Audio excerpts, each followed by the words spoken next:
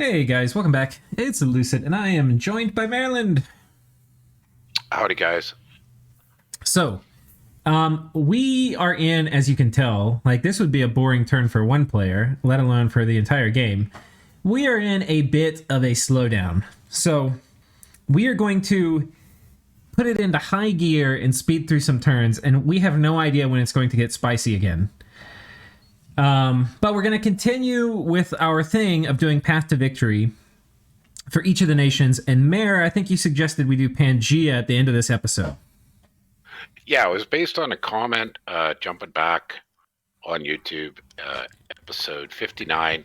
An interesting comment that Pangaea is surely going to win this. Why couldn't Vanheim finish the job? And that was right at the time when they made peace. Yeah. So I thought that sort of led to, we're quite a few turns ahead of that, which is good. But I just thought that sort of brought in, did Pan, even at that time, had a clear path to the win? And I sort of think, no, not then. Right. Well, we'll talk about it now, and we'll see. We'll do that not at the end of this turn, but at the end of this episode. So we'll see how far we get in about 30 minutes, 40 minutes, and then we'll do Path to Victory. Yeah, I think we'll punch through this in even less. We just have 2 messages. All right. Update on thoughts. It's a pretty tense 5-way Cold War, but from my point of view, the 2 weaker powers are Ulm and Ashdod. As such, a few turns back. Yep. That's the same as we've said. Yep. And they can all see graphs and stuff, so they're, even if they don't have a great scouting network, they're pretty much privy to a lot of the intel we have. Yes. As such, a few turns back, we agreed to publicly announce a defensive pact to make both of us less prickly, and less prickly. I guess make both of you more prickly. I think more prickly is what he meant. Yeah. And get the big 3 to fight each other instead somehow. Okay. I hadn't thought of that as their objective, but I guess that makes sense. Okay. It makes sense to me. Will it work? I don't know. Yeah. Not clear on how it will all go down yet. Further efforts to make Ulm as prickly as possible is that we're spending our gold to fort every province. Given the last war with Vanheim, our weakness was getting raided and being sad that our mages and troops were just kind of meh. So we're stockpiling gems to think about what to do with them. Okay. I approve of that. What do you think of this? I do too, because we talked previously that his path to victory, I think he needs tougher troops, which means summons. Yeah, I think he needs to break into blood a bit, but there's things he can, and he needs everything. He needs to key up these armies we were talking about. He can't sit here, like, time is still not on his side, but no. He needs to build these doom stacks. So I don't think the answer is like save gems to just save gems, but I don't think the answer is spend gems to spend gems. I think you save when you can, but you need to have 2 armies that you feel confident can take on Vanheim or Pangaea or something. Well, I would comment that if it's a highly scaled summon that you summon a lot at once, then he can wait. But if it's a slow builder, like, I'm not saying this is the right one, but if he was to say do Vine Ogres. Yeah, sure. Because he wanted meat walls, well, you want to get that started right now. Yeah, that's fair. Just depending on how many you get per summon. Yeah, this next paragraph is interesting. We're on the verge of transitioning to become LA Ulm. First Heliophagus has been summoned, but was not the Death Blood one we were hoping for. The road to blood has been quite the journey. Empowered a Death Earth Bone Reader twice, and an event, Hoberg, with Water Nature Earth once. Then we made the first Anvil Mastersmith, and bought a Bloodthorn, and with all of this we forged an armor of twisting thorns and a brazen vessel. So with all of this, plus the first crown Master Ritualist, we can get both Vamps and Heliophagus. Probably try for another one. Try for one more later, but given that the number of devils out already, we won't press our luck. It's been a whole lot easier. This would have been a whole lot easier if Pelagia hadn't snatched the Black Book. Okay. Okay, so he grabbed, I just opened it up quickly. Looks like he grabbed Mestima, which is the one that summons Fiends of Darknesses. So that's not bad. Nice. He could have got the other one. He could have got is the Fire Blood one. Yeah. Which is also very fine. But I suspect if he'd got that, he would have said so. Yeah. I think it's important to see what Olm's saying in context of what Pangaea is saying, which is Hoc lebef di fire. I don't know how to say it, but we're bringing back the aristocracy, boys. Every province gets a count. Some might get 2. Vampire Lords. Right. Okay. So yes, this is, I think, something to be very mindful of. Olm is like slow crawling into blood, while Pangaea is going to be like Olympic sprinting. Yes. I'm quite surprised there's still Heliophagus available. So that's kind of cool. You know, this is fairly late. Yeah, I find it's not a summon that gets a ton of priority. A lot of times I never get them. I kind of feel like Vampire Lords are better. They are, but sometimes a Heliophagus could get you to Vampire Lords. Yeah. Simply because it's only blood. Yeah. Right. It's just, and it's a relatively low requirement, only 5. Yeah. So it's a good way if you don't have Blood and Death to get into Blood and Death. So there's not much action this turn. No, very little. We have a raid against Satis. We have Uruk wish for their god back, and sadly the rescue party. Now the cool thing though is the god doesn't lose paths or dominion strength or anything because it's Uruk, right? Okay. It comes back strong as ever. Yeah, I'm still not sure what the thinking behind this is, but maybe he's just doing it to do something. Yeah. I mean, maybe he must have a lot of priests though, because it's coming back every 2 turns. So that's 25 levels of priest, roughly. Yeah. Are you seeing this, Maryland? I am. Oh my.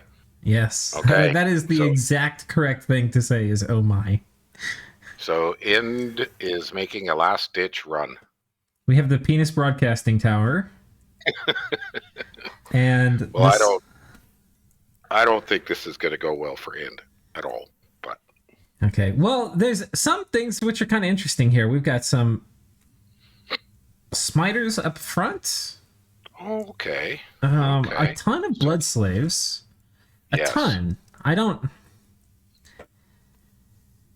Okay, let's talk about the obvious problems. Is that everything here is chaff except for the devils, and the devils are away from the mages. So if anything flies, once the blood slaves are gone, the mages are gonna die.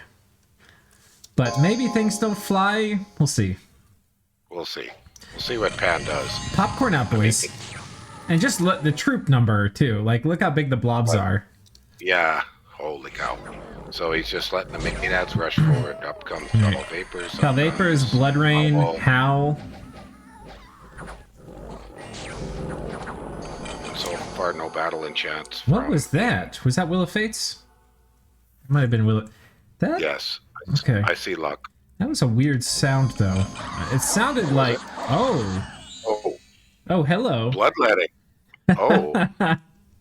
Oh my. The new casting Bloodletting play. Who cast that? Who's all? Oh, it's certainly End.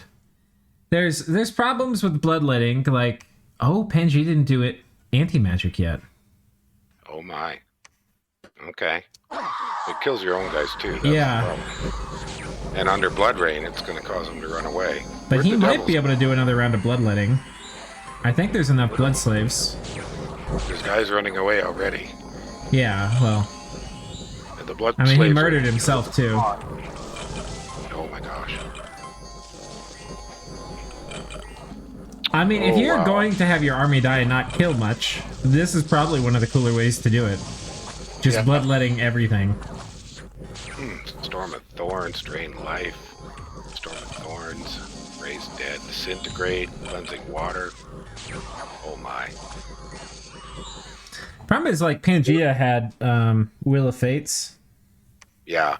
And where so he didn't kill anything. You know, like, for it to get killed, it has to fail a bunch of MR checks to take damage from the bloodletting. And then the bloodletting damage... Yeah, and the bloodletting damage then has to be at a critical point. where it will kill you, and then you have to fail the luck roll, and that's pretty hard to do. Yeah. Okay. So he had a Dryad get turned into a Soulless, and he had 150 Menaeads get upgraded into Soulless. So that's a pretty high price to pay, though. Oh my gosh. Okay. Well, we won't obsess about it. If you're gonna do funny, cool last things, and like this is the thing too. Like, if you're in, do you test this out to figure out how to like kill the most amount of stuff, and is this going to work or not? No. At this point, you're dead. Yeah. You're just like, what would be some fun thing I could try that might work? And you're like, let's do 10 bloodlettings. Yeah, let's just go for it. Yeah. So that's that. Where's the province this happened? Did he? This was this big blood hunting province that had a fort in it. Yeah. Yeah. So he just broke. So there's nothing left. Yeah. There's nothing in armies. I bet if we look at the army graph, it'll be. Oh yeah. A big 0. It's Jeej for imp. For end. Yeah. Yeah. Oh, there you go. Yeah, that's it. Okay. Pangaea is starting to go crazy though. Good grief. Good grief. So that's this turn, and that took us 10 minutes. So we might be able to get 2 more turns in. Yeah, I think that's it. I don't. Oh, the only other thing would be: is there anything left of Cetis, or is it over? This fort's under siege.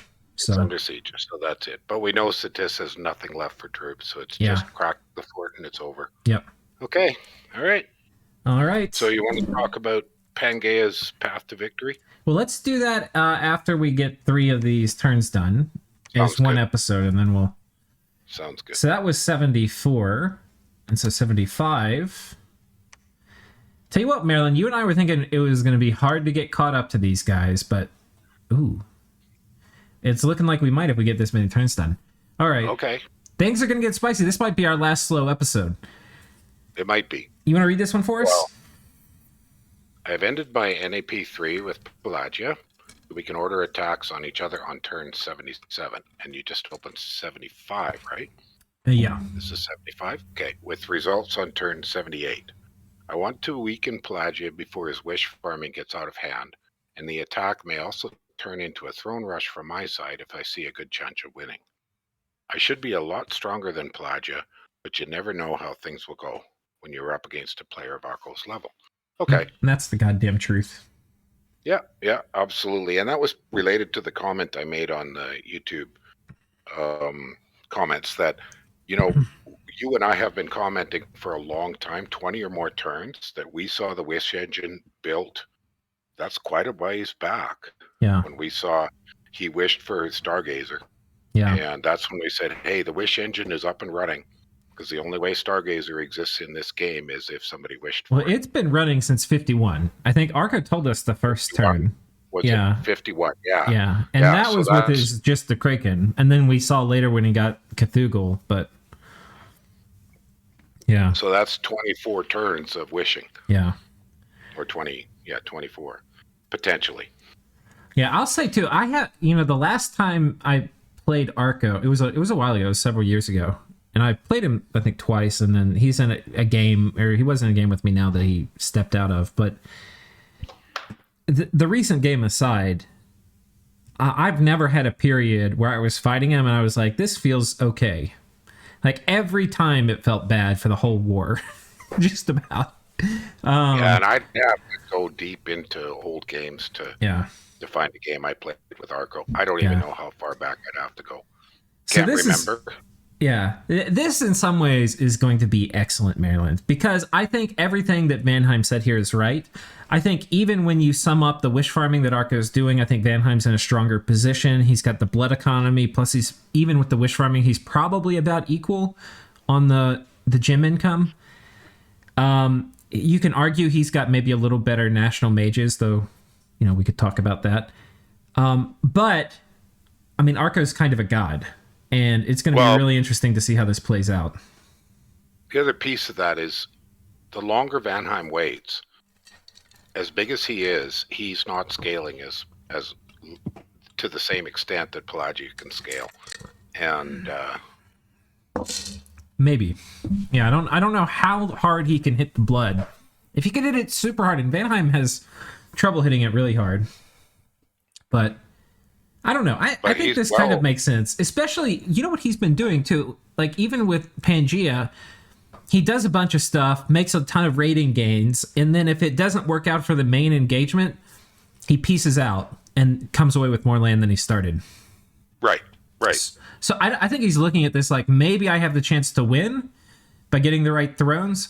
Maybe I have the chance to kick the fish back in the sea. And at worst case, I'm going to walk away with more land and a peace agreement than when I started. Yep. I agree with your assessment there. All right. Rewind. Go for it. Want me to do this one? Yeah. Rewind 1 year, and we are back to Ind capturing Uruk, defending a throne, still having hundreds of sacreds, and about the land and income of Pan.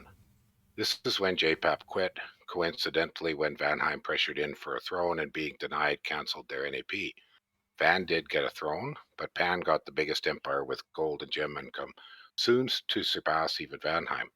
Of course, you will remember when Pan was battered by the coalition, and I had just finished Jotunheim, so I was free to capture Pan's seaside, and their end was to shortly follow. Imagine the biggest empire now, not even existing. Who saved Pan back then? Vanheim, by not only abandoning the coalition, but also torpedoing it by attacking another member, Ulm.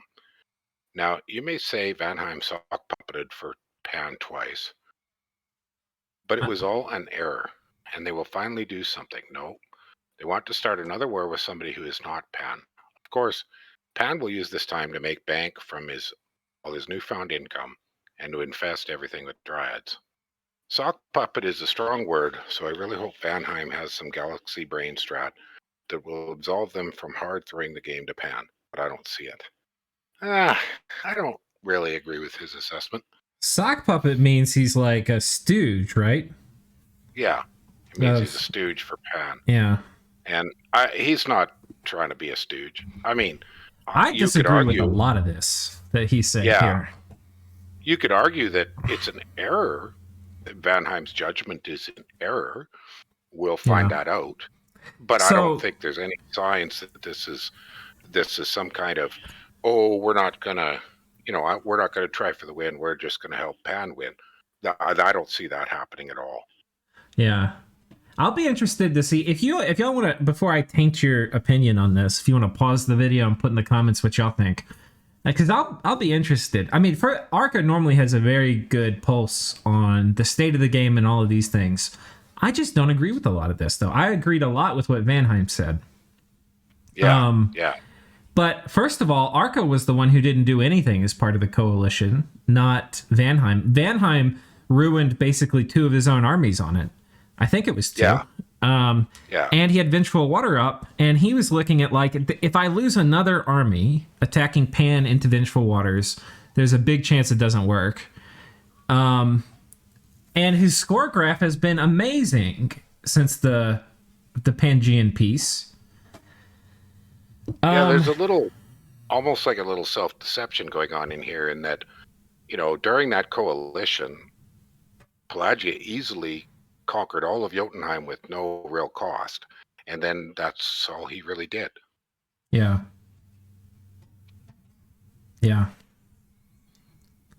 Okay. Well, what he's saying here is he was free to capture Pan's seaside, and their end was to shortly follow. But we saw no signs of him attacking that seaside. So if I was Vanheim and going, well, my coalition partner doesn't seem to be acting.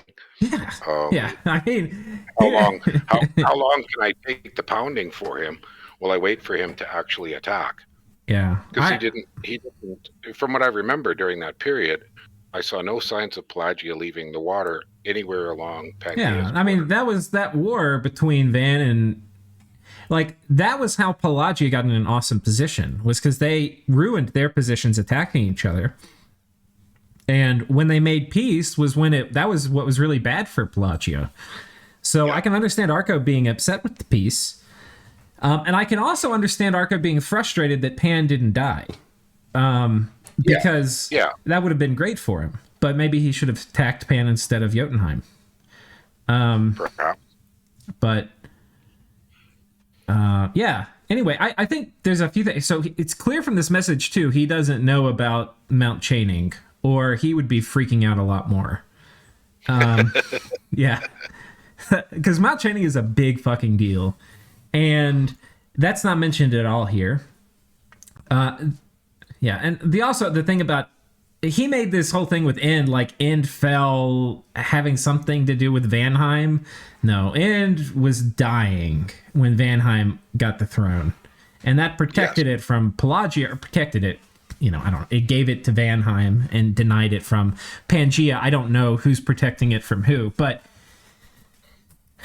and yeah, anyway. Yeah. I think, Pelagia put up a global. And there it is. Nexus is up. And what did it take over? He overwrote his own stellar focus. Okay. It looks like it. Yeah, because he had stellar focus up. Well, that's, I'm sure he would have liked to have overridden something for somebody else, but that's just a 1 in 6 chance. So. Yeah. Spicy. But I'm pretty sure if we jump back, we would see that it was stellar focus up. So Nexus is up.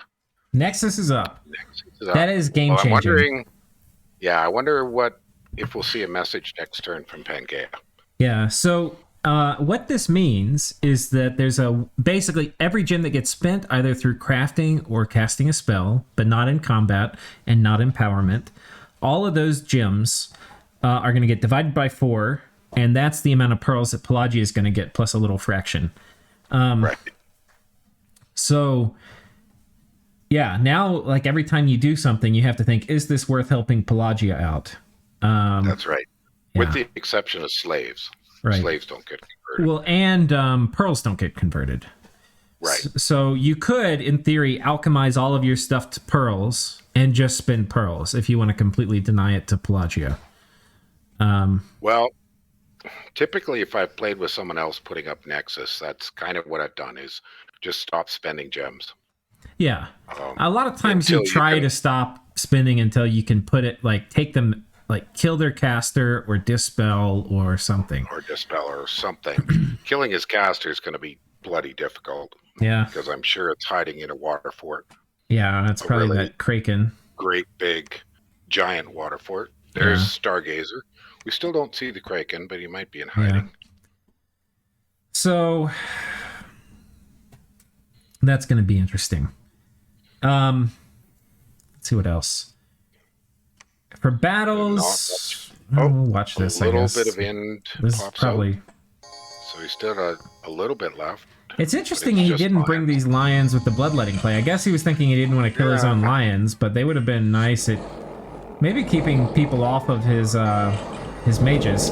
And these lions don't have great MR, so they would have kind of gotten hurt by bloodletting. Yeah, I mean, you had talked about what's the spell that takes over all the animals. Beast Mastery. You're right. And Pan did not use it. Yeah. And then is this the storm? He goes inside. Yep. Only loses a few maenads. And End is dead. Oh, so it's over. They drew him. Everyone pour one out for End. So all the fighting's over until Vanheim attacks Pelagia. Yeah, this one fort storming of Satis is the only active engagement. That is it. So, the other question that is going to be is how long until Astral Corruption comes out, I think. Mm-hmm. Absolutely. And which one of them puts it up? Right. And it's kind of interesting, too, because I think depending on the game, you wouldn't know that Astral Corruption is going to happen. Like, if you're the only Blood Nation and you put up Astral Corruption and somebody has Nexus, there's a chance that Corruption's going to piss people off more than Nexus and they want to kill you. But this game, many people have broken into Blood that I don't think that's what's going to happen. I think the only nation that probably doesn't have any blood magic is Pelagia. Right. Because we know all the other 4 have pretty, Ulm is the latest. Yeah. But Ashdod has significant amounts of blood magic. We know that Vanheim and Pangaea have a lot of it. Yeah. Both are doing vampires. Bunch of sprites. Yeah. He's got a fort here Tree too. Lords. Ooh, what is this? Ooh, the Rainbow Shroud. Ooh. Mount Frost. Okay. Ooh. That is a good province. Damn. Okay, let's go to the next turn. And that would probably be the last one for this episode. So we did 74, 75. We're on 76. And yeah, it's going to be war preparations after this. All right. Your turn. Sure. I'm starting to move forces in order to be able to make a major attack against Pelagia on turn 77. One of my provinces was hit with 3 mind hunts. It seems like Pelagia is not going to play fair, assuming of course that it was him, but that seems highly likely. I lost a scout and a transformed naiad. The naiad was a rather big loss, as it weakens my ability to deal with water magic in that area. Yeah, so this is Pelagia doing anonymous, I'm air quoting here, mind hunts while they have a non-aggression pact. This, by the way, like, zings of Arco. It naps for him are like a recommendation, and somebody honorably cancels theirs with him, like an elf of all people honorably cancels it with him. Yeah. And he starts mind hunting them. Yeah. That's... Well, and Pelagia has healers, right? Yeah. I'm not sure actually, but I think so. I can quickly check. I'm making sure I have astral mages to prevent further losses. I'm also considering astral corruption in order to counter Arcane Nexus, but I am not sure I will do it, as it will also be bad for my own forging and summoning. Okay. A message from Ashdod. You want to read this one? Nothing to see here. Just pushing Dominion, blood hunting, and doing completionist site searching. Okay. In Diplo, Nexus came up, and the immediate question for all is, how do you feel about astral corruption? My answer, I feel like it's not terrible, but also not great. I feel it favors Vanheim, who is currently in the lead. Probably not great for Pan, who has cap only slow to recruit blood. Only slightly better for me with cheaper 2 commander point Garnet recruit, and awful for Almond Pelagia.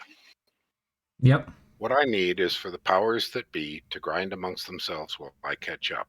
Not sure astral corruption allows me to fully do that. Ideally, Pelagia gets some advantage from Nexus that somehow mitigates Vanheim's advantage when astral corruption goes up.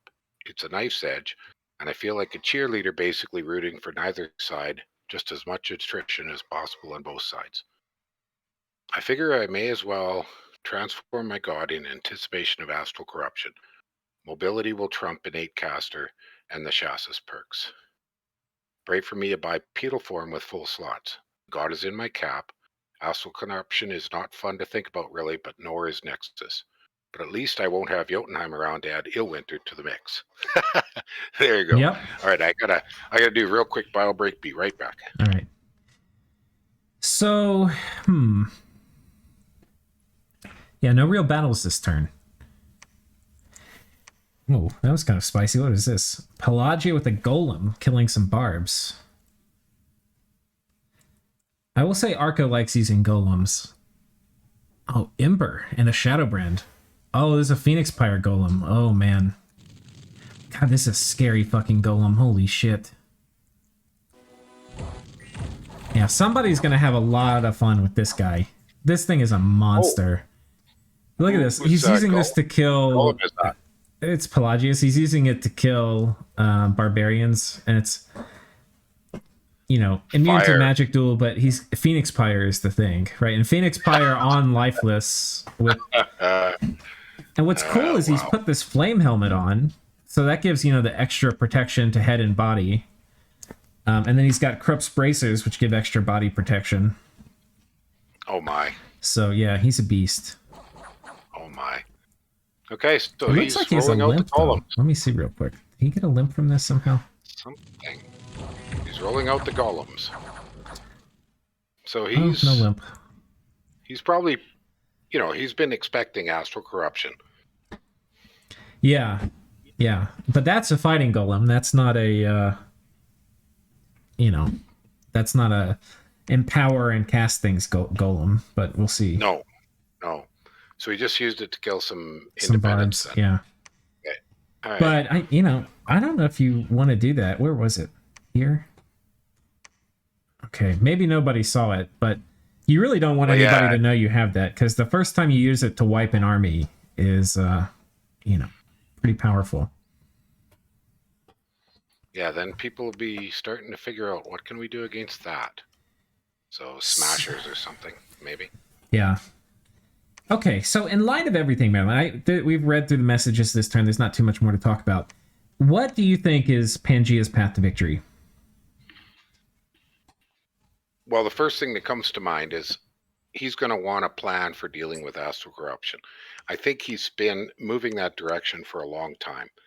And if I was Pan, I would probably support Vanheim putting it up or himself putting it up. But I think Vanheim has the easier time putting up astral corruption. Yeah. So given that, he already started transforming into a massive blood economy. And he has Mount Chaining. Yeah. So that's his primary thing. And then we've seen him use life after death. So he could take his Maenad hordes, steadily convert them wherever there's a fight into soulless. Now, soulless magi are not mindless, correct? They are. Oh, okay. So if you suicide your magi with life after death up, that's one of the ways now to got mindless magi. Yeah. Yeah. So there's a piece of that plan. And then the other trick is, okay, where are the thrones and how do I rush these thrones if I'm going to make a throne rush? Because I think given he's got kind of if we look at the large level of the map, Pan kind of has a long stringy territory with thrones sort of easily, he's got a lot of thrones just sitting beside things. He's got 4 and he needs 8. Right, so these 2 would be on the menu, and then I think he has this one, that and column this one there, and that one. So if he controls this column, he wins. That's right. And the thing is, under astral corruption, you're going to have a hard time, say, teleporting or cloud trapezing onto them. It's not impossible, but it's harder. Yeah. But because he's got forts in close proximity to a lot of those thrones, he can put armies in his forts. Somebody harasses him. He just, I'm just patrolling and blood hunting. If a diplomatic argument comes up, why do you have a big garrison beside me? Well, I've got a long, skinny territory. Inevitably, I'm going to have big garrisons. Right. And he can also hide his garrisons behind big stacks of Maenads. Because you could also say, well, of course I've got big stacks of Maenads. That's inevitable. Yeah. So there's a lot of... So I think it's a throne rush is his play. Okay. One thing I don't know, as I've kind of thought about how do I come up with like pithy things that kind of encapsulate strategies to win, generally not even just in Dominions, but like what are the things I've learned from Dominions about like winning in these kind of games and things like that. And one of the things is you need a durable competitive advantage over everybody else in your game, and you need a bunch of strategies which are surrounding that, not a single strategy, a bunch of strategies surrounding that, which allow you to exploit that and not be countered and turn that into a win. What do you think in this case for Pangaea? What do you think are his durable competitive advantages? Like, what are the things that he can do that other people aren't going to be able to match him on? The first one that comes to mind is he can stealth dryads everywhere. Yeah. And as soon as there's a problem, he starts seducing and assassinating all over the place and just causing complete, utter chaos. Yeah. That's one of the first things. The other one is we already know that he can put together just about every single big battle spell in the game. Yeah. And he's got the gems, and he's got the casters, and he's got the boosters, and he's got Sabbaths and some ability to communion, so he can make doom stacks that have everything. Yeah. And then he's also, because of his successful seductions, he's got every path in the game at good levels. Plus he's got a number of important diversity magi he's collected from different thrones. So he's got good astral magi, he's got good fire magi, he's got good blood magi, things that Pan normally struggles to get. Yeah. So he's just got this giant toolbox. Yeah. I think he's got one of the broadest. Let me put it in those terms. That his toolbox is very broad, Yeah. but it's not shallow either. Right. If you want to use pithy comments, sometimes you'll see nations or players that have a very tall toolbox, but it's not very broad, so it doesn't have as many alternates. Does that make sense? Yeah. Yeah. Yeah. I think that's pretty good. I think he's got so far he has shown the ability to field more large-ish, medium large-ish armies that have good mage support than almost any player. That's right. And the army graph shows that main ad production is starting to go crazy. So he's going to, with that, and then also with the chaos of having dryads wherever you're trying to counter raid, he can just put an immense amount of pressure on the map. So, well, he might be doing funky things, like he could perhaps do crossbreeding. Does he have luck scales? No, definitely not. Misfortune 3. Oh, okay. Never mind. Crossbreeding's not so good. But the higher level crossbreeding does give you quite a lot of thuggish sort of chassis and oddities like that. So that's something that a nature blood nation can do. Yeah. But there's better ones. It's just, if you're sitting there, other blood stuff. I mean, obviously all the level 9s that let you summon large amounts of Fiends of Darkness or Storm Demons or maybe Demon Knights, although you don't see them a lot. But Demon Knights might fit in well with his cavalry heavy armies. Yeah, and that's certainly something he can do. And then, of course, his other durable competitive advantages, he's the only one with Mount Chaining. So, yes. I think for him, this makes Astral Corruption better for him than anybody else in the game.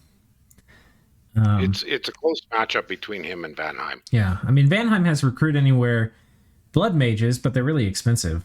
And relatively low. And he's going to just be pooping out vampires. So, and vampires are also going to generate more free spawn. He's going to be the free spawn king. Because they give you the thralls. Vanheim told us he's also starting to summon vampire lords as well, though, right? Yeah. So, yeah, but he's going to do it, even though it doesn't seem like 30% is such a big deal on cost, because they're going to pay themselves back faster. And then once they've paid themselves back, then they're going to, have all the slaves that you originally bought them with, and they'll use that to buy another one. And it's like exponential growth where it's going to go way faster than Vanheim's exponential growth. So, well, I just thought of an alternate path to victory for Pangaea. Yeah. And this one would be very, very quickly go eat Ulm. Yeah. As soon as the Pelagia Vanheim action starts, he could very quickly rip in, eat Ulm before Ulm has time to put things together. And that would make him so crazy big. Where's the Throne of Death? Do you remember? Oh, here it is. Pelagia's. Yeah. Oh, Pelagia finally claimed it. Not claimed it, but forted it up. Probably a wizard tower. We might have missed that battle, Maryland. I don't remember that. I don't remember seeing it. But I wonder if there was no battle. I wonder if he did something tricky like mine hunted it. Yeah, I wonder, huh? Yeah, he might have mine hunted it. No, we missed something. But, does it have a wizard tower here? Yeah. I'm guessing it is. Oh, that's too bad. I'm sorry to have denied you guys that. So, they both have 4 thrones. They can probably get 2 more without the whole map freaking out. Yeah. We could, once we take the break for the end of this episode, we could pop back the last 3-4 turns, find that fight, and just bring it in quickly in the next episode, just for the sake of completion. I think what this means, because they can both get 6 thrones, is I think they figure out which nation, like what if they killed Ashdod? So Pan would want to do it because he's going to get 2 free thrones off of it. He's going to get both of these thrones. Vanheim, well, he's going off to war with Pelagia. See, That's what I meant. If Pan wants to eat somebody, he's probably got to do it on his own now.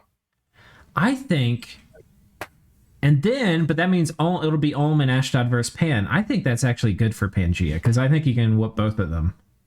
I think he can, yeah.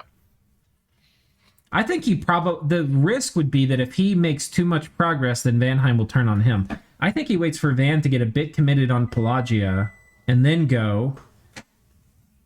The problem, though, if he's at war with Ulm and whooping Ulm, if he gets the Ulm throne, he would have to get the Vanheim throne too. Okay. Yeah. Well, the danger is if he's too successful. This is the thing you always have to think about. If I'm as successful as I want to be, what is the outcome? If he's too successful, he might end up literally everybody stopping what they're doing and fighting him. Maybe it's safer to go on Ulm because it's fewer thrones. So nobody can blast the alarm call that, oh God, he's got too many thrones. He's only got one more. He doesn't even have these two. And sure, Ashdod will attack him, but he can just steal his shit. Right. Yeah. Yeah. Yeah. Okay. All right, guys. I think on a grand level, it's one of those two options. Yeah. Yeah, I think the only thing I think is he wants to let Vanheim commit on Pelagia. And once that is, I think he chooses one of these guys and knifes him really hard. I agree. All right. Okay. We'll see y'all next time. Bye, guys.